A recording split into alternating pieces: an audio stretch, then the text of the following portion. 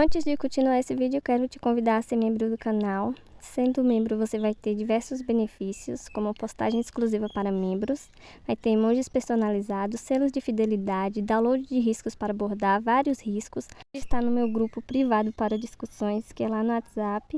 E também eu vou estar postando tutoriais exclusivos para quem se tornar membro e sorteios mensais de materiais para bordar para todos que são membros do canal. Por apenas R$ 6,99 você consegue todos esses benefícios. E aqui, ó, eu já tenho vários riscos, que são alguns dos riscos que tem lá no meu e-book disponíveis aqui. Então, quem for membro já vai ter acesso a esses riscos e eu vou postar mais riscos ainda. Os sorteios, quando tiver mais de 10 membros, eu vou estar fazendo sorteios de materiais. Então, não perca essa oportunidade, se torne um membro aqui do canal e receba vários benefícios exclusivos.